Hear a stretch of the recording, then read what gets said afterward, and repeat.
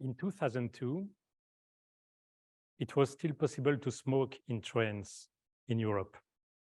At that time, I was advisor to the Belgian government. I was working for a vice prime minister, Isabelle Durand, who was in charge of trains and transport. And smoking in trains was a public health issue. So Isabelle Durand asked the Belgian railways to take measures to stop smoking in trains. And a few weeks after, she received a report thick like this to explain that it was not the right moment, that it would be complex, and that it would develop social unacceptance of the measure, and that maybe it was better to postpone the measure. A few months after, the government in Belgium changed, and a new minister arrives, and that minister, having good relationship with the Belgian railway, asked again to stop smoking. What was nearly impossible a few months before became possible in a few weeks. So why am I telling you that story about smoking in trains in a small country of 10 million inhabitants while we are talking about climate and the urgency of solving the planetary problems? Because it reveals something very frequent, which is the capacity of corporations, influencers, to postpone the decision that needs to be taken.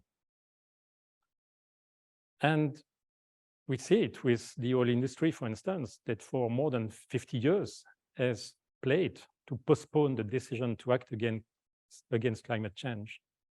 But we also have influencers inside ourselves that postpone our own decisions. And I'm telling you that story also because it shows that what was impossible in a moment becomes easy in a few weeks, just when the conditions change. So I'm full of hope. We know about climate. We know since the Overshot Day, 1970. We know since the Meadows Report, 1972. We know since the Inconvenient Truth, Al Gore, 2006. We know since the Planetary Boundaries Model, 2009. We know since the SDGs, 2015, Sustainable Development Goals adopted by the UN with a vision of transforming the world for 2030. We know since the Paris Agreement. We all know, and there are much more reports that I could have mentioned. We all know that it's time to change for 50 years. And despite that, we do not take the decision. We do not act at the right pace, at the right scale. And it's not only a question of influencers from corporations. It's not only a question of governments. It's a question for everyone. So we know, and we do not decide. So there is a problem with the way decisions are being made. And this is the big problem we share. So we need to address it. And it's a problem that is not only a question of production of energy. It's much broader than that. It's the way we organize our relationship with the living system, with the future generation, with the time that we have to live on planet Earth, 30,000 days, each of us, something like that. What do we do with our time? It's a problem with the room we give to economy. So in fact, it's the way our common home is organized and the way we organize it. So basically, this is organized by the political decision we take, as it's a common home, and it's also organized by the legal system. So we need to act also at that level. So let's imagine now that you become prime minister or president of your country. You are the leader of your country. You have understood everything. You have understood that it's time to act now. You have a clear vision of what is necessary to decide. And you've been moved by the youth in the streets. You've talked to them. They have asked you to act now. They don't want the burden of the non-decision of today on their shoulders tomorrow. You've been moved by them. And you are not alone. Your 192 fellows head of states, all the heads of states of the world, have come to the same decisions. And they have decided, like you, to address this now. You can say that it's a fiction, yes, but you know that there are many things in the past that were considered as fiction and that transformed into reality.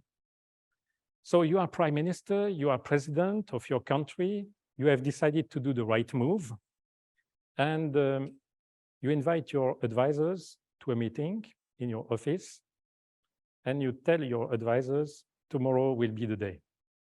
I'm going to make an announcement. We're going to transform the legal system. We are going to transform the decision-making system. We're going to implement all measures that are necessary. They listen to you. You know that it's right. We need to do it. They leave the room, and then you hear someone knocking at the door. It's one of your advisors that come back. And the advisors say, Mr. President or Mr. Prime Minister, may we have 1 minute together? I have something important to tell you. And then that person who is close to you starts to tell you, you're right, we need to do it. But maybe it's not the right time. We should wait the next election cycle because it's too dangerous for the re-election. Then 1 minute after, you receive a call on your phone from a former prime minister of your country, a good friend of you. You take the call, and that person tells you, hey, I've heard that you're going to make an announcement tomorrow. Are you sure? It's going to be very dangerous for the economy, what you are going to do. You should wait. It's not the right moment. Then after, a message from a leader from a trade union saying, you're going to threaten millions of employment if you do that. We will fight your decision. And it continues like that. And then you realize, even if you knew that it was the right moment for the decision, that maybe it's going to be very difficult to implement. So you call your colleagues and you realize that everyone has the same problem, same reactions. You're right, but it's not the right moment. So in that situation, you need allies. You need strong allies to make the move. So who are your allies? Your allies in that situation are the citizens, your fellow citizens. Why? Because they love your country, because they know your country, because they live your country, because they have dreams for your country. They have dreams for the future generations, for their children, the children of their children. So they are there to support you. So they are your allies. But what can you do practically? To make a poll before tomorrow and demonstrate that you have good support in the population, but how can you summarize in 10 questions the complexity of the decision-making process change that you need to generate? Impossible. You can organize groups of discussion to find the right arguments and to reduce the opposition to what you are going to do. But honestly, you should do that with so many people. You cannot do it. And so you come back to your fellows president and prime ministers, you talk, and you come to a point where you decide to make the announcement tomorrow, but you change the announcement. Instead of announcing that you're going to change the system, you announce that you are going to create a citizen assembly, meaning that you are going to offer to 200 citizens randomly selected in your population, selected by lot, the possibility to join an assembly and to be your partners. They are your partners not because they are your supporters, not because they are your opponents. That would be strange, but not because they are activists, but they are your partners because they want a good future for the country. And when you do that, you give an extraordinary strong signal of trust to the population. We know that in our societies, we need to generate more trust, consideration. Our societies are more and more divided. People don't talk anymore to each other about politics because they're afraid to do that. And we need to find new ways to generate considerations in societies. And if you give considerations to citizens, not because they are the one that likes you, but because you trust them, they will give it back to you. So you invite those citizens to an assembly. Your 192 fellows, president, prime ministers, do the same.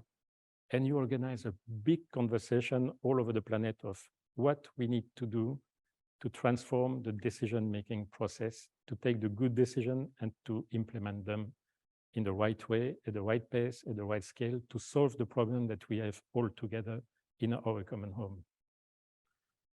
So you do that, and the influencers that were calling you or in your waiting room to influence you, you invite them to go and talk with the citizens. It's under the media.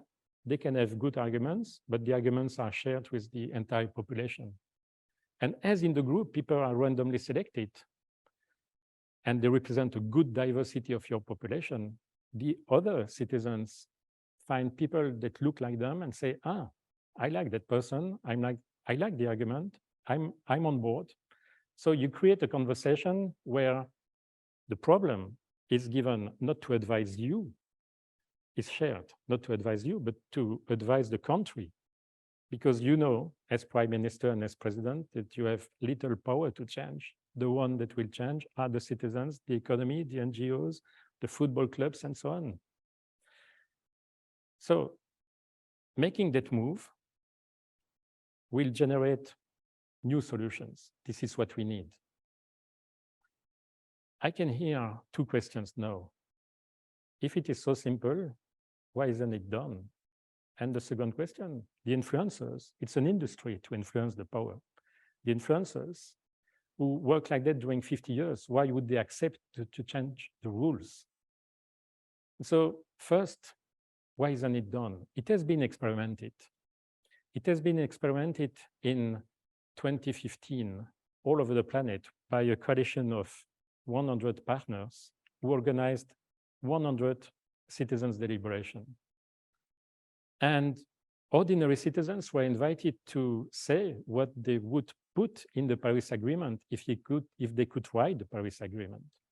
In every corner of the planet, on islands, on big countries, on small countries, in the south, in the north, citizens met, they talked together, and they came to a massive consensus, more than 70, 80, 90% of what should be done.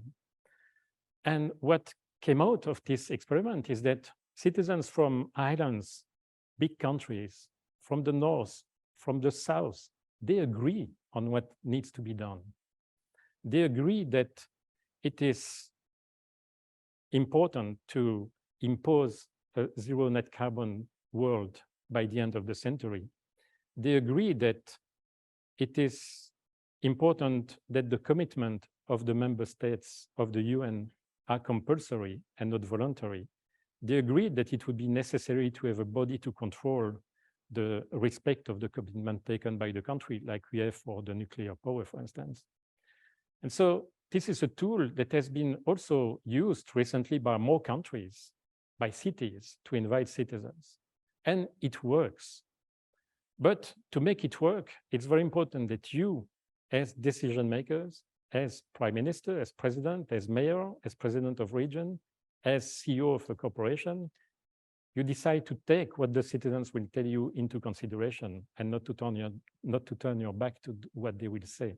This is the key, of course, to generate trust and to reach a better decision system. So it works. And why would the influencers accept that? For three reasons. The first one is that we have now a new generation of influencers. They have perfectly understood the data, the science, and they know that if they don't change, the business will collapse.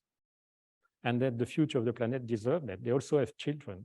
and they want a good future for their children. The second reason is that they know that if they don't take that into consideration, they will lose their staff, because today the people choose the company where they want to work, and they want companies aligned with the future of the planet. And if the business is not possible anymore, the continuation of the activity will not be possible. So citizens are ready, influencers are ready, decision makers are ready. I've been dedicating my time and my energy since 1984 to work with decision makers to engage new conversations with citizens, with the public, with the different organizations that are part of the society. And with my team, with my colleagues, with my partners, all of them who have tested net, we know that it works. It's possible. And that's the only way to have such a big conversation, to agree on what needs to be done. If we don't find a common agreement, then we'll never take the right decision at the right pace and at the right scale. And so this is the moment to launch new conversations, to find new ways to listen to each other, to find new ways to give consideration to each other. It works, we know it. It's time to go to the next step.